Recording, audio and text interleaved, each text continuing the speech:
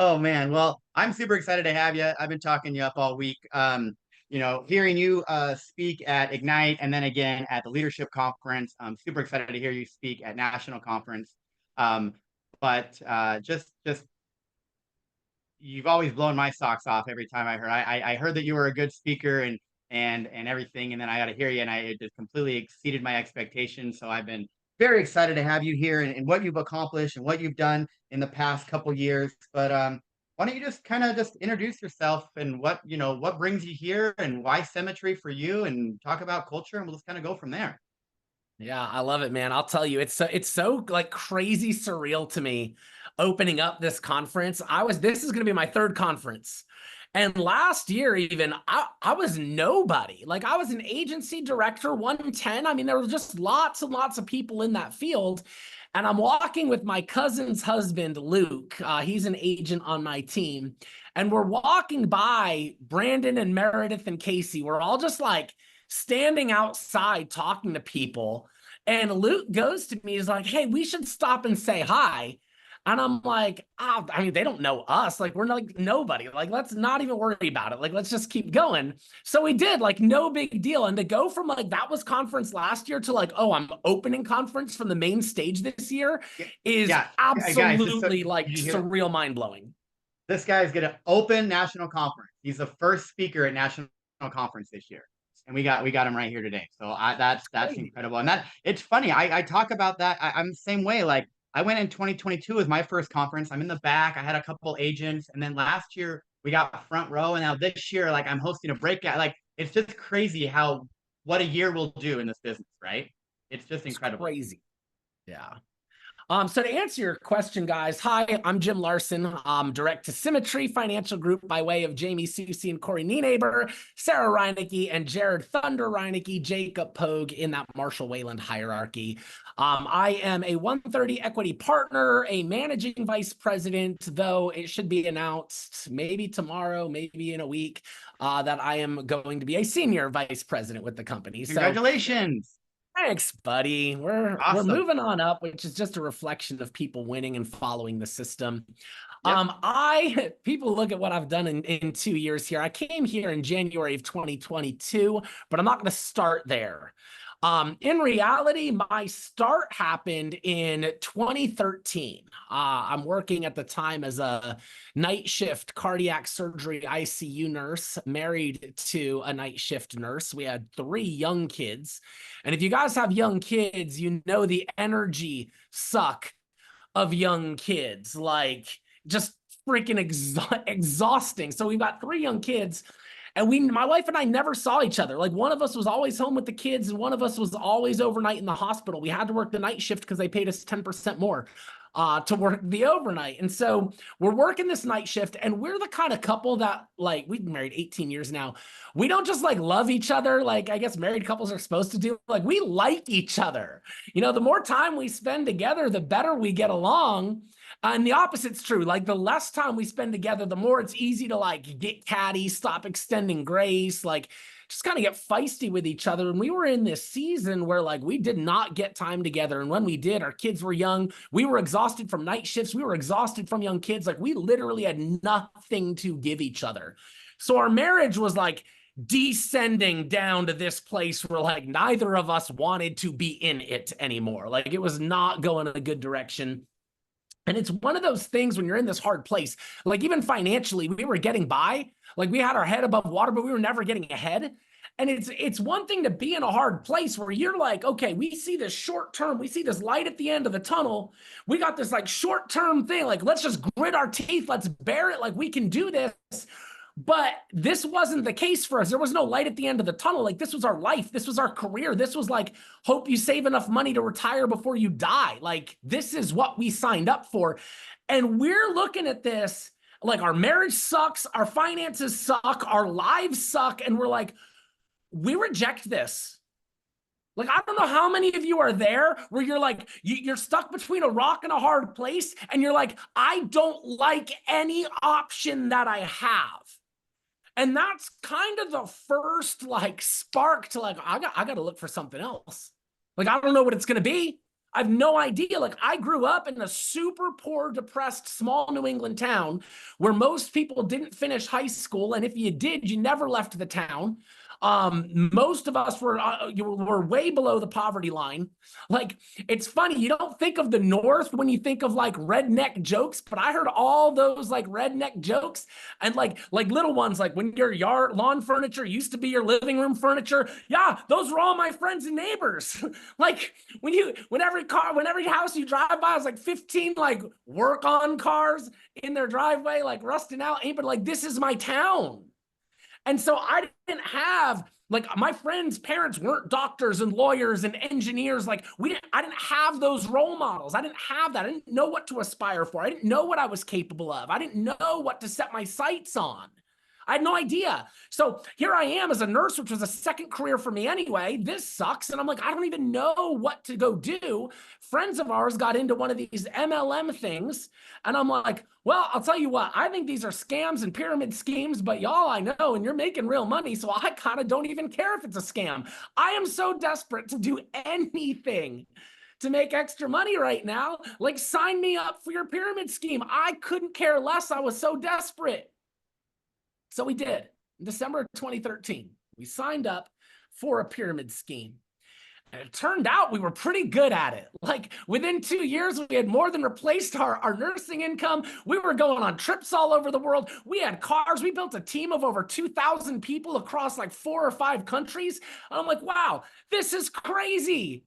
Like, this is insane. But then, as happens in that industry, there's always a new hot company that pops up. And so we lost half of our team and half of our income in a 9-month period with no sign that that was going to stop. And we got scared. We were like, oh, holy crap. This is all going away really quickly. Like, what are we going to go do now? We built ourselves a lifestyle that all of a sudden that nursing money, it was not going to provide for. So we got scared. And right at this point, I was scared. I went to this like Christian entrepreneurs dinner, and I'm sitting at the table with this guy who used to be from my town.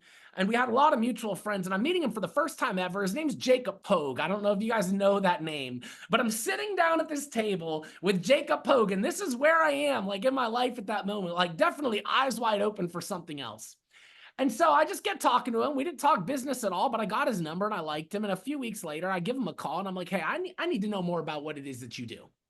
So we have this conversation. I'm like, oh, that sounds really smart. I should probably go do that. So I did, guys. That was January 2020. I got my license and I came in here January of 2020. And I did this for about 6 months and I hated it. I hated it with my whole heart. I hated dialing. I hated everything about it.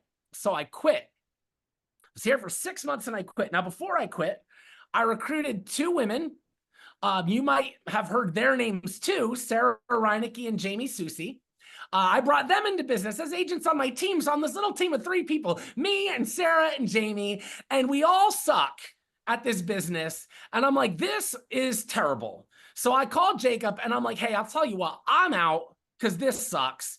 I'll just let those 2 just roll up to you. Like, you can have them. They're not going to do anything anyway because, this whole thing's so hard.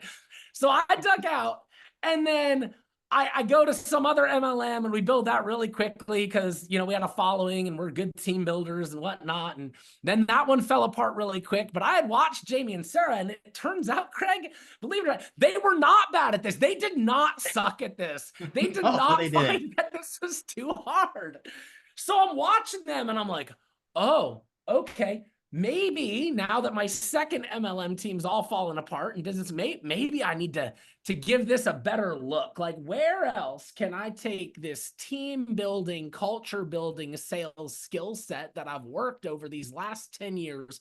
Where can I take that and build it on a solid foundation that isn't just going to collapse under me and need to be rebuilt every 3 to 5 years? So I looked at real estate and I looked at mortgage, and then I was like, oh yeah, there was that really hard company I tried.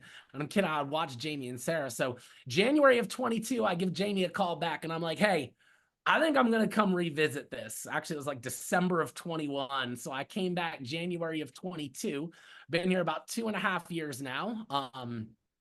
And this year's been crazy. This year's 130 equity partner, senior vice president. I think we've done just over 4 million in agency sales to date this year. Like we're on pace for an $8 million agency, and this is our third year. It's stupid, Craig. It's dumb. You're crushing it, man. Your numbers are inspiring. Your story's inspiring. Well done. I love like you left and you saw what Jamie and Sarah did, and then you came back and you're like, I'm not leaving again. He's not leaving again. I'll make this thing work this time. No matter what, we're gonna make it work this time. So that's incredible, man.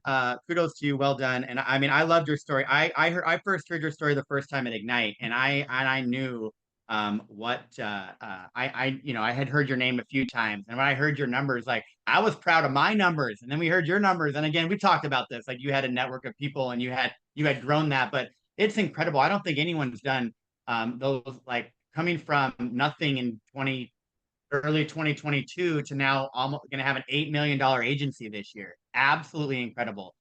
Um, I do want to hear more about your culture in your agency. I was a guest speaker on your call a few months ago. I mean, I'm good friends now with Jamie and Sarah and Christina Watts and Amber Pearson and all. And I just hear about, I mean, you've inspired us to do our own accountability call. Guys, Jim's the reason why we do our accountability call over here. Because of what he does over there. Can we talk a little bit about that? Like what works so well in your agency? Well, I'll tell you, Craig, I've got a really, really simple business philosophy, and I think a lot of people make it so difficult. Like I'll hear people describe business and how to grow in business and what people should be doing and how to onboard, and people got checklists and lists and all this stuff. Like you bring a new agent in, and it's like a scrolling checklist of all the stuff they got to do. I don't really worry about that stuff. I got a real simple philosophy. It goes like this: excited people work. Working people get results. Results get people excited, and excited people work, and working people get results. And you end up driving this feedback loop where if I'm excited, I'm going to do the work. If I do the work, I'm going to get results. If I get results, I'm going to get more excited. So I'm going to work more. So I'm going to see more results. I'm going to get more excited. And we drive this feedback loop. That is a very, very oversimplified, but really simple philosophy in business. And so how does that affect what we do? I understand and believe that more important than showing people what to do is plugging them into who we are. When you're surrounded by people that inspire you, people who are living lives you want to live, people that are accomplishing what you want to accomplish, you're gonna be inspired to want to do those things. I mean, put a 1 in the comments if you've ever heard that we are the average of the 5 people we spend the most time with, right? We are such herd animals, group instinct, stay with the pack kind of people that I understand if I want you to win, I need to plug you into the pack. Right? If you want to get in shape, you're not just like nobody ever got in shape with a set of dumbbells in their basement by themselves. Like we all know those dumbbells are collecting dust. They're going to show up on Facebook Marketplace. You ain't going to use them dumbbells. You're going to get in shape by how? Being around people that are in shape, that think in shape thoughts, that talk in shape talk, that eat in shape things, that do in shape stuff.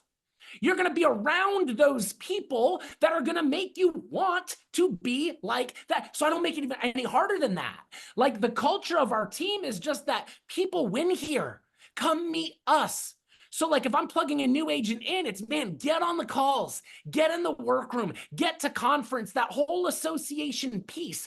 I firmly believe that if they're on the calls, in the workroom, the virtual office, if they're in our group chat, what's going to happen is they're going to get excited about the potential.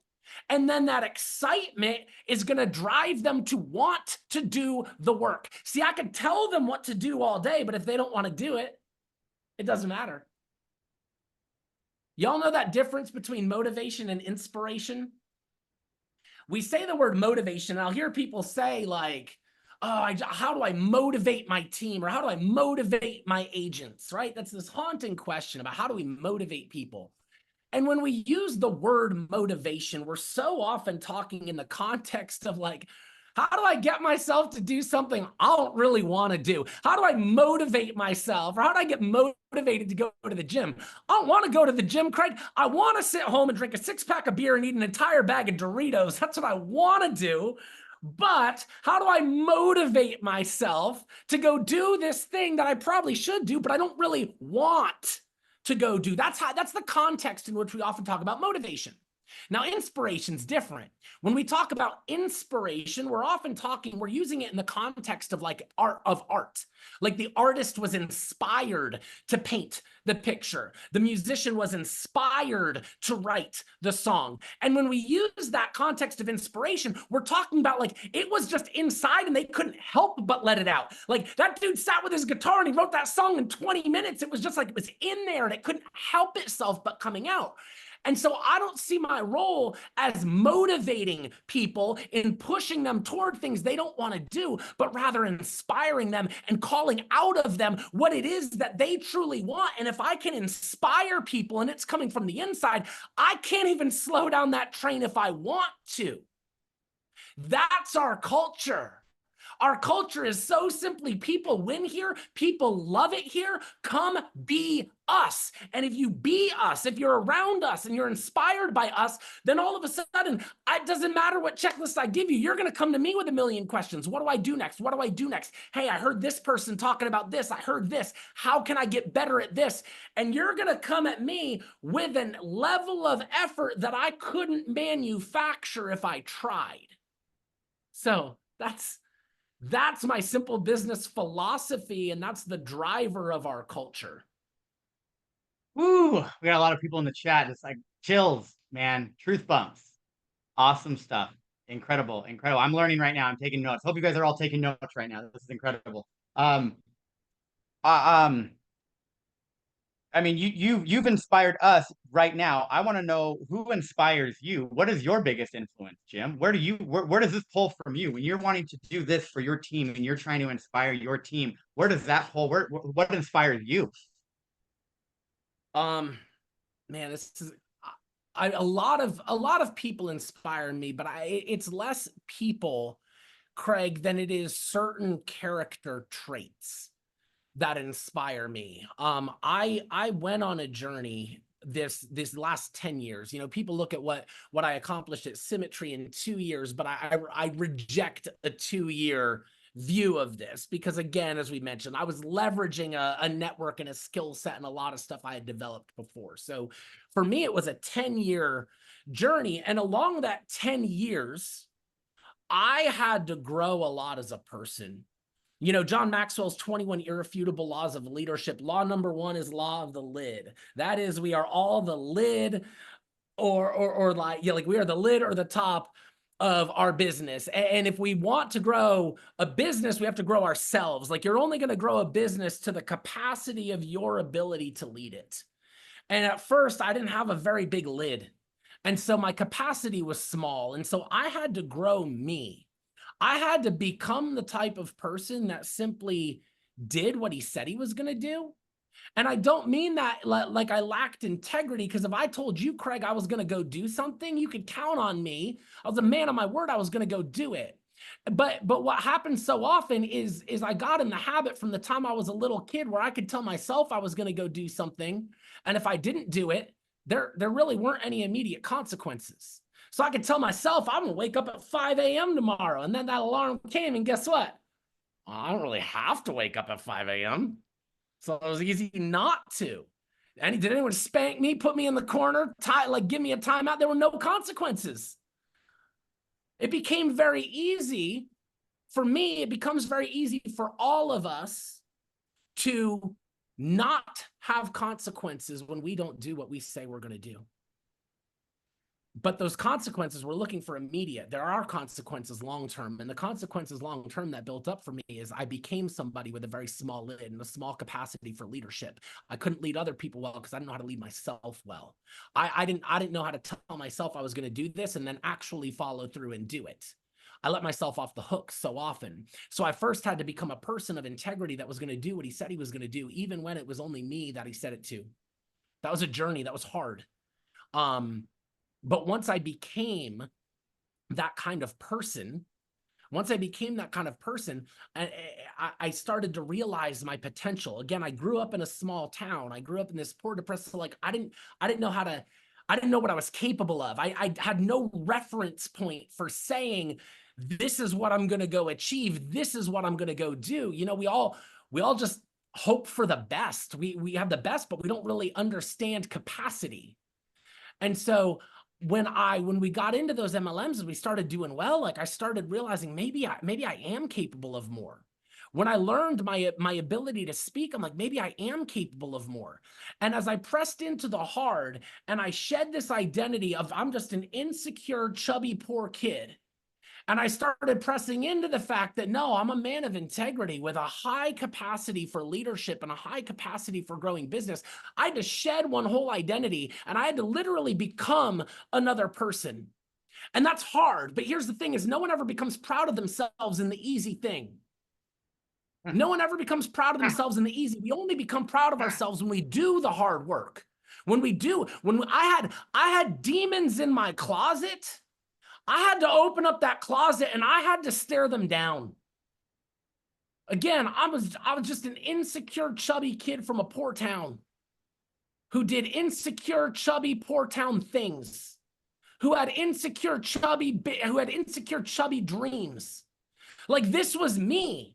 How do you shed you except find all of those demons you line up in your closet that have been telling you who you are, and you open that up and you say, you know what? No, that isn't me. Just because it has been me doesn't mean it has to be me, and I'm rejecting every single one of you. I am not insecure. I am confident. I'm not chubby. I'm gonna get my ass in shape, and I'm not poor from a depressed town. I'm gonna go leave a legacy for my family. I'm gonna take these demons and I'm gonna do the work of staring them down. And so many of us don't do that work. We let those demons live in our closets. We block it up. We build walls and we just say, tell me what to do and I'll do it like a good soldier. Nah, you can't do it because you have not unleashed your lid and your capacity because you're still dealing with all that stuff in your closet. So who inspires me, Craig? The people that are willing to open up that closet and deal with their stuff. The people that are willing to let the demons come out that say you're too small, you're too insecure, you can't handle this, you're not the type of person that does this, you don't have the privilege, you don't have the people that are willing to take all of that, open that up and reject it wholly and fight it and fight it and fight it and fight it when you're awake and fight it when you're sleeping and fighting it if it takes freaking 6 years or 6 months or 6 decades. You reject it because it's not you. It doesn't fit you to anything and you can do more. So yeah, I went on this journey, Craig. It was a long journey, but I'll tell you, I became really proud of myself, and not pride in an arrogant way, but pride in a way of, man, I can count on me. I know how to count on me. I know that if I say I'm going to do this thing, I'm going to do this thing.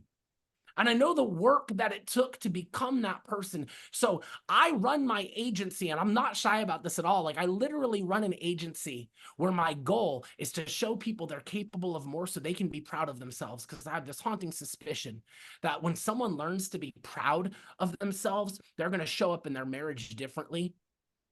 When someone learns to be proud of themselves, they're going to show up as a parent differently. When someone learns to be proud of themselves, they're going to show up in their community differently. So yeah, I run a life insurance agency, but I am really in the business of showing people how to raise the lid on what they expect of themselves, become proud of themselves, and then that trickle out and change the world.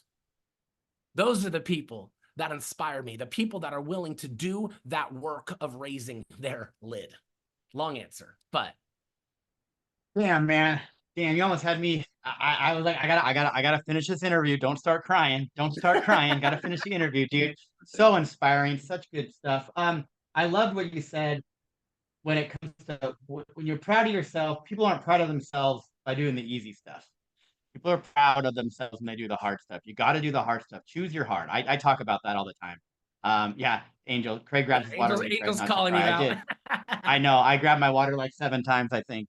Um, Man, it's so good. So when it comes to the hard stuff, when it comes to that, what challenges you now? What's your next level? What lid has to come off next? Let's talk about that.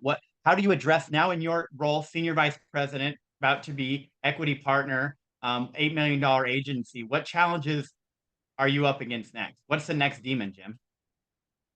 To be honest, I don't know what mine is. And he's there. They're always there, but I don't know him yet. I got to get to know him a little bit.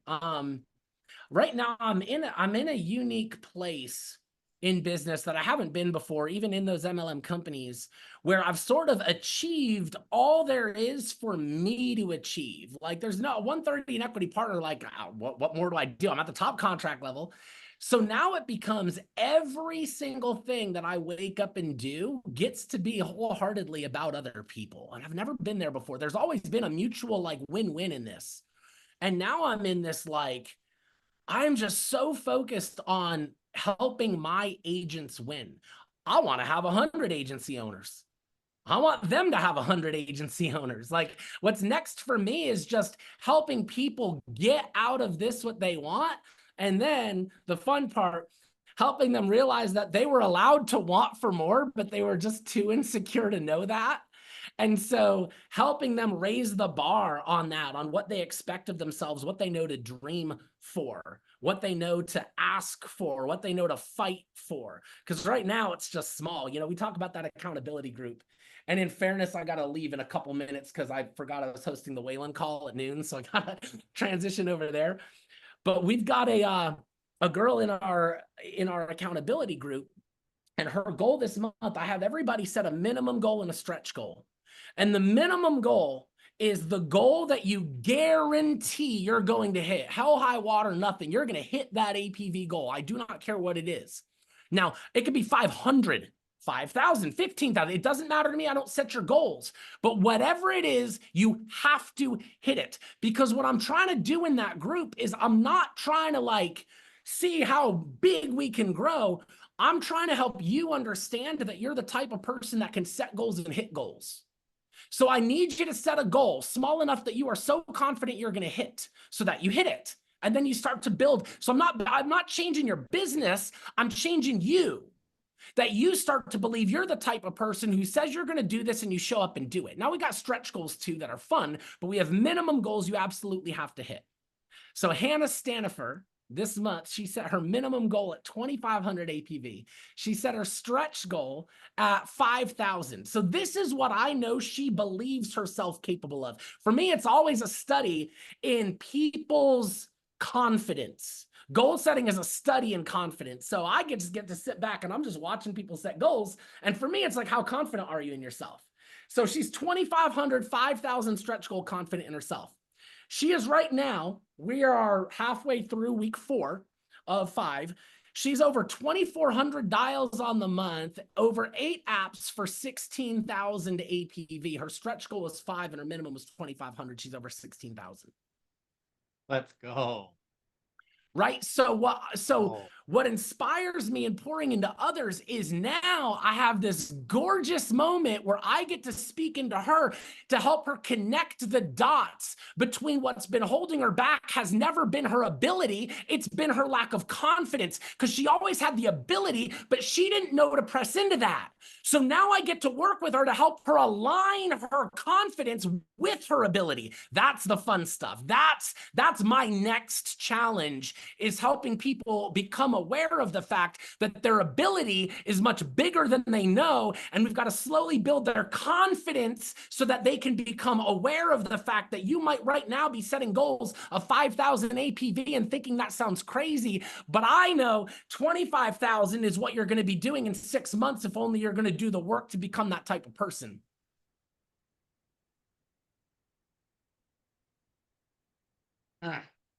So good, Jim. It's so good. Man, I love you, brother. This has been so I awesome. love you too, Craig. The fact, when you invited me on here, I'm like, oh, heck yes. There's literally nothing I would not do for you. So I've got Marshall's admin like, hey, did you get the host code? She's already freaking out. Yeah. So no, I appreciate you jumping on. We're really excited. Very excited to have you in person at our mastermind. I hope Christina Watts has filled you in on that. But it's going to be great to hear. My admin has it. It's in my calendar. We're good. I'm gonna be there with bells on. Yeah, no, awesome. Thank you. Give us one. Give us one book. Give us a book. What are you reading? Oh, Give us one book before I let you go. I'm gonna give you a couple. Um, Fanatical Prospecting by Jeb Blunt. Someone put these in the comments for me. Fanatical Prospecting by Jeb Blunt is hands down the best sales book I have ever read in my life. Be Obsessed or Be Average is the best inspiring, like, come pull it out of you book that I would recommend. For my faith-based friends, Chase the Lion by Mark Batterson is one of the absolute best in like learning to dream big and set goals. And then, ooh, what's the name of it? Jason Jaggard is the author. Beyond High Performance by Jason Jaggard is my hands down best leadership book. That's what I got. Love you, buddy. I'm gonna run. Real quick, everyone put one word in the chat of what you thought about Jim today. Give us one word for Jim before he has to bounce. Thank you so much, Jim. We'll see you at conference, buddy. All right, sounds good. Appreciate it. See you guys. Bye. Good stuff. Good stuff. I gotta go take a picture of those books. We're gonna pivot to Ask the AO in this Zoom room. So if you guys have questions, don't leave yet. Because we're gonna this is also transitions right into the live dial room right at 10 a.m. Pacific time. So we have a stacked live dial schedule today. I wanted to reflect on that call real quick. I love doing that. I love that we have Ask the AO right now. That was a good move because we can kind of reflect. We did the same thing with the Danny Young call a few weeks ago. What do you guys think, man? I told you guys. I mean, he hasn't been on this call before. A lot of you may have never heard Jim speak before. He brings heat. He's so good, and he brought that same passion and energy every time I've heard him speak. That's why he's opening conference. That's why we had invited him into that mastermind. He's incredible, and I hope that he made an impact on you guys today. But I'm going to give you guys the floor. What do you guys got? Any reflection, any feedback you want to add to this? If you're going to conference, bring tissue. Yeah. Yeah. Yeah, we'll get the recording out for sure on that. Yeah, if you're going to conference, bring tissue. Anything